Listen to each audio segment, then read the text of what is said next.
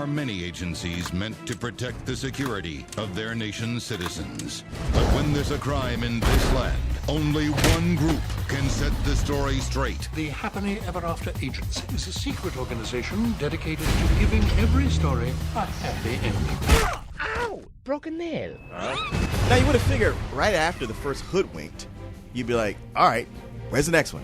I know y'all got one. Well, how long ago was the first Hoodwinked? About 20 years ago, because I've been counting the days. It actually came out before Snow White. I would say it was at least a good 5 years, maybe even. 2006 was when it came out. January 2006. Yeah. Oh, wow, man. But did I nail it or what? Yeah, you did. And the thing is, it's not like they waited 5 years to work on it. They got right on it and finished it, and then they got into a legal battle with Harvey Weinstein. Yeah. So it's been tied up for about 2 years, if I'm not mistaken. Oh, no shit. Okay. Okay. I thought they were just like perfecting their craft, like, getting them jokes ready. I was like, man, this is going to be the funniest shit ever. Yeah, no. Damn it. I think that the first one, which was, it was cute. It was like really terrible animation, first off. Like awful. Right. Yeah, no, it's one of those where like, I remember at the time I saw it, I went with no expectations. They didn't have a screening for it. Mm-hmm. And I just went, I want to see it. I remember it being murky, and I was just like, I don't have high hopes for this, but then it was funny. Yeah, that's what saved it. I mean, really, because I mean, I think I rented it like about 3 months after it came out, and it was one of those things I was just like, I'm bored. I'll just close my eyes, pick up whatever I can. That was it. Checked it out, and I was like, wow, this animation does look like it was made fucking at community college, but it was fucking hilarious. Yeah, yeah. Well, and it was during the time, like the heyday of Patrick Warburton doing animated voices. Yeah, I mean, now he does it so much, it's not even anything special. And he was there playing the big bad wolf, of course, who was dealing with Red Riding Hood, who was voiced by Anne Hathaway. Yeah. And one of the things that worked about that movie so well was that it was a take on Kurosawa's Rashomon, where it was like, wait, that's not what really happened. Let's hear this other version of the story, as it kept going back. The classic point of view. Yeah, until the point of hearing different point of views until finally the person who's like sorting them all out manages to figure out what really, in fact, happened. Also was a take on the Big Bad Wolf, where he wasn't so much after Red Riding Hood. He was Chevy Chase from Fletch. Yeah, completely. You're right. A reporter doing different disguises. He had his great sidekick, the Twitchy the Squirrel. Which was at the same time that Over the Hedge had a over caffeinated squirrel too. It's just kind of an odd thing going on. But anyway, it was one of those surprises, outside the shitty animation, and it was true. Getting it recently on Blu-ray and rewatching it, I was like, oh, it'll be all cleaned up, it'll look great. No, it still looks terrible. No, it does look awful. The animation is awful. Yeah, and unfortunately, here we are, like 2011. Many years after the fact. The first film, while far from a hit, certainly has gained some attention. Like, for instance, the Jim Henson Company were big fans of it and were trying to make deals with the people involved with it. And there was enough tension that, like, they've taken all this time to make a sequel, Hoodwinked 2. What was this terrible title? Electric Hood Boogaloo versus Evil. Like, really? I was like, okay, fine, whatever. But they have upgraded nothing except putting it in really mediocre 3D. Well, okay, here's I'll give him a pass on this much. The animation is better. It's still not good, but it's better. But if it had been even any better than what it was, it wouldn't have looked like the original Hoodwink. Like the original Hoodwink was so bad, you had to stick to that somewhat to keep it the same. Well, part of the problem is that it looks like a cutscene from a PlayStation 2 video game. Okay. Completely. Yes, it does. The whole thing.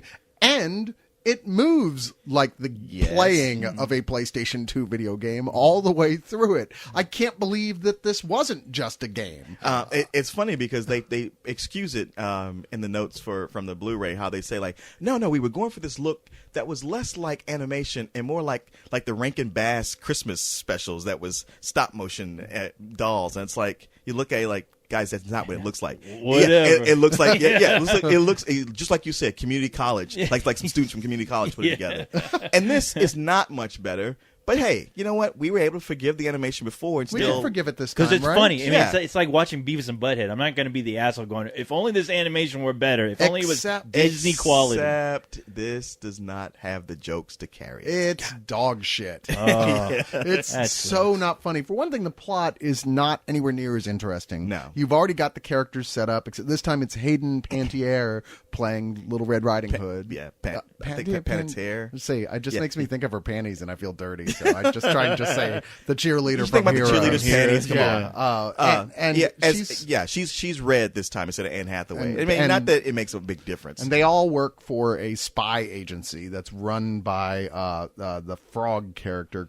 Who is it? Is that Kirk Kirkendall? Is that right? No, I'm sorry. David Ogden Stiers, who plays Detective Nicky Flippers. Yeah, Nicky Flippers. And so it's like this spy agency that patrols the fairy tale world that they all live in. And while they're dealing with a situation with a sort of Hansel and Gretel witch who's preparing to eat them, Little Red Riding Hood is off training with a sort of mystical martial arts Sisters of the Hood, right? Organization of grannies that protect their cooking related fighting skills, and most especially a magical truffle that apparently will make the person who eats it completely invulnerable. Only thing is, they figure out someone has stolen the recipe.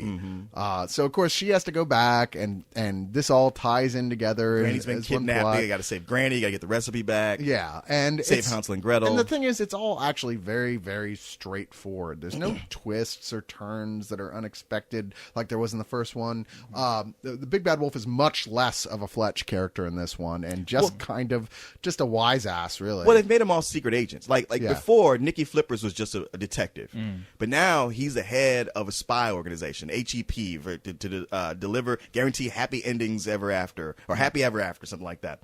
But now they've moved it to make it a spy parody. It's so less interesting. And to them, like with so many people, they seem to think, it's spies. That means we can have gadgets. We can do whatever we want. Yeah. And it's like, well, not really. There are some rules. And if you break those rules, what you have here is just a mishmash of just a bunch of, it's just a bunch of gags going from one to the next without any real feeling or feeling like that it's all strung together. And this could even fly if the jokes were funny, but they're not. They just shotgun everything that they think of. There's no joke that they wrote down that they tossed. Hi. So you think you can deliver that basket of goodies across my bridge, do you? Uh-huh. Oh, no. You did not just say that. I did not hear that. There ain't no way my bridge would be crossed by some muffin-delivering, red hood-wearing, fair-tale, cliche little girl. Get up out of here. Bring it. Oh, muffin. Because I just want to get this out real quick because I am really sick of this whole fucking spy bullshit. Yeah. That they really like throw on these kids movies, and a large part of it is due to those fucking cats and dogs movies, which I'm I'm done with it. Because I mean, Spy Kids as well. It's like the lowest common denominator now to me when you have to incorporate a spy angle with these types of movies. Well, honestly, that's the movie that it reminded me of most of the time was Cats and Dogs. See, I thought Cats and Dogs was Casablanca next to this. I mean, there were actually scenes in Cats and Dogs that made me personally laugh. There was nothing in here that made me laugh. I mean, I can't believe I didn't walk out. I think the ghost of you. Did you like die at the operating table for a couple of minutes? Because I felt like I was trying to get up and something was pulling me back. Like, no, you're not leaving this motherfucker. Because it was just that level of bad. There was nothing redeeming here at all. Not a moment of this made me so much as chuckle. And you know what?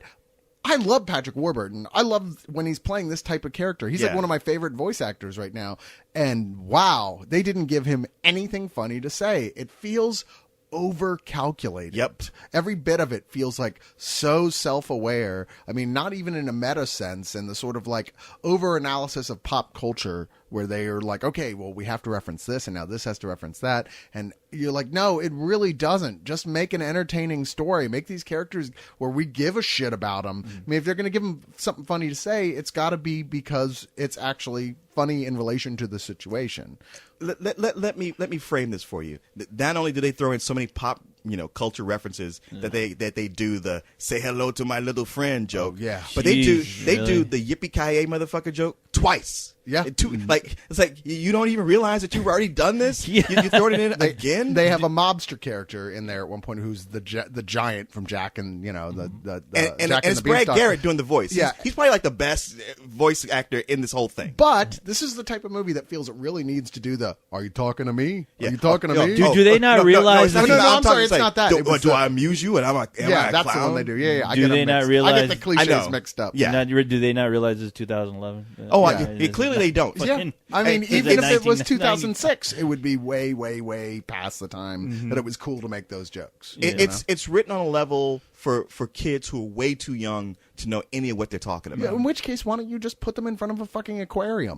I mean, I heard one critic defend this movie by saying, you know what, if your kids like the first one, don't bother taking them to this one because they're too old for it. But, kids who are that, like, really young age, who are undiscriminating, it was like, stop talking for little kids. That's not a fetus might enjoy this if you injected it in the womb. Yeah. Really? How do you know? Really, so why would you pick this instead of something that was free, that was like, just, you know what I mean? I mean, why would you go spend $12? And I don't think you should. Yeah, one of my favorite things in the first movie was Andy Dick as the villain, at Bongo the Bunny, because it was a surprise when he became as a villain, and he was awesome. So they do bring him in because I saw his name in the credits.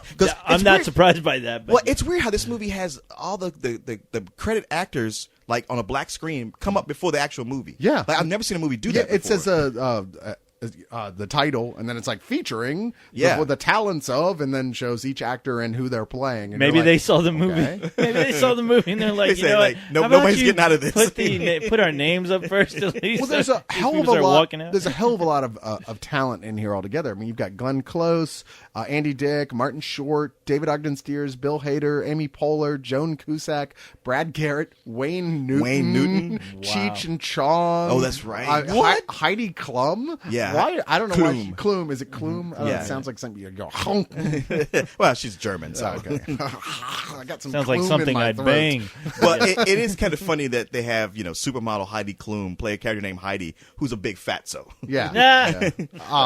But yeah, I mean, they bring back the rabbit Andy Dick character just long enough to say, "Ha ha, Silence of the Lambs" joke. You're like, wow, a joke that they use in the second Cats and Dogs. Yeah, another joke that's just not funny anymore. Yeah. And the thing is, like, I was like, oh, they brought him back, and it's Andy Dick, and I'm hoping he's going to be the big villain of the piece because it needs that. Yeah. And no, it's just an excuse to do the Hannibal Lecter joke and then get him out of here. So an injection of Andy Dick didn't even fucking get him a laugh. When it actually gets to the point where you find out who the villains are and they go through their, the big action scene at the end.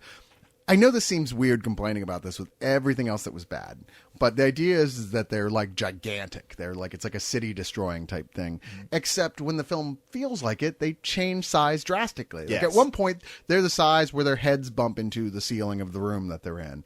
They're maybe 15 feet tall.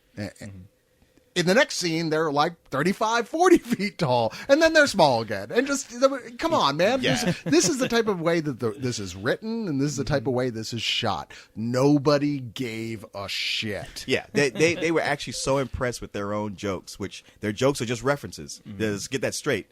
That they just figured, hey, we can do whatever we want. People love what's going on. I see a lot of movies do this, and they often do it too early. They seem to like assume that you're already in love with their characters, and they can do whatever they want. And you'll go with it. It's like, if no. Jim Henson loves it, Yeah, right.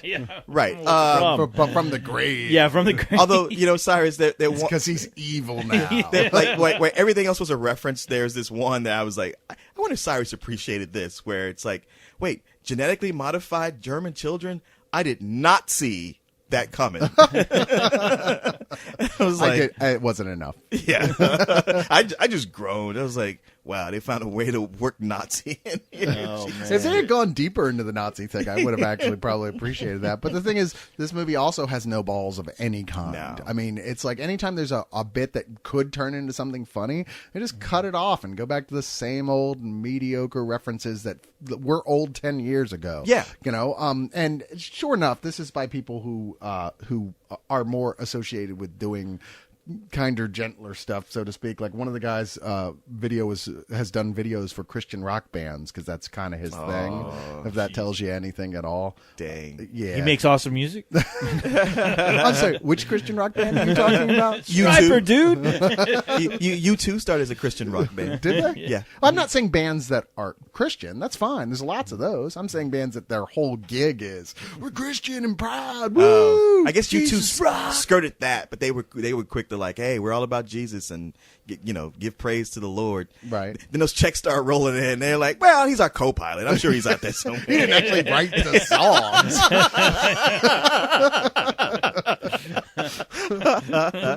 and by the way, Christian metal bands at that. So, yeah. Woo! All the way, Striper. Darkness for light. Striper, yes. I'm still waiting for that Striper reunion. It's going to happen in the rapture. So I'm guessing after seeing Wasp's album title "Fuck Like a Beast" that they were not one of those. Anyway, this is just more mediocre. The only reason it's made this to the big screen at all is because of its association with the first one, right. Which you can't believe it's actually, and it is the same director and writer. You can't believe it's the that same is people. depressing. Well, especially as watching the Blu-ray for the first one to see, when they interviewed, especially the Edwards brothers, Corey, I forgot the other brother, how excited they were. They were really into it, and watching them, it made you go like, wow, you know what? I'm happy I like this movie because these guys are fun and they were really trying. It wasn't just some studio project. It was personal to them. This doesn't seem the least bit personal. Or if it is, the last movie was a complete fluke. Yeah, it's just a blatant cash grab. Yeah. It's just kind of a screw you to the audiences. It feels like we put a lot of work and time building up the first one to where we wanted to be. It felt like they had put work into that story, into the jokes. And here feels like there was no work at all. They sat around having a couple beers and just anything they could think of, they wrote down. And like you said earlier, none of it got cut. Well, yeah. So they pulled the Wachowskis brothers? Is that what they did? Well, you know what? Where a Matrix felt completely misguided, like just went completely off the rails in a big way. This felt more like contractual obligation. Yeah, like they got done and these guys were happy with what they did. Can't believe we made it through and we liked the movie. And then somebody said, "Okay, there's enough demand. We want another one." And we were like, "Nah, that's all right." No, you guys don't understand. You signed a contract. You have to do another one. Yeah, and although apparently they didn't catch Anne Hathaway or Jim Belushi in their trap. Yeah. Wow, Who's trying to catch Jim Belushi first? And the according to Jim guy gets away because he won't even do it. Man, Jim Belushi was the most innocuous voice in the first one because it's like he doesn't do anything as that character. That character's barely in the movie. Yeah. The Woodsman. You don't even know it's him. When you find out it's him, you just go, whoa. Yeah, okay. he's like the only person who didn't come back, really. Yeah. All I said was, how in the fuck did Jim Belushi get in this movie? This was good. Yeah, exactly. Dang, Cyrus. Well, once again, I just felt like, it's a low rental, but man, you keep talking me into some old bullshit ratings. I don't know what else to say here. I'm like I said, you said, there's moments I chuckled. I'm like, are there, Leon? Are there really moments you chuckled? I mean, gosh, to have a genuine moment you chuckled, you think that the next day after seeing a movie, you would remember what it was. That it would have some meaning for you because when everything else was that bad, that one little desert island of safety, that one moment when you felt, hey, maybe this will all be okay, would still stick in your memory, but it doesn't because it wasn't real. It was an oasis. It was an illusion. You're right. It wasn't good. Right. There were no funny parts. There were just parts that were just a tiny bit less horrible than the rest of it. Think about your ratings. I get where you're coming from because I've seen plenty of fucking terrible comedies, but I'm always laughing because I see some old man who can barely walk in the background, so people confuse that with it actually being funny.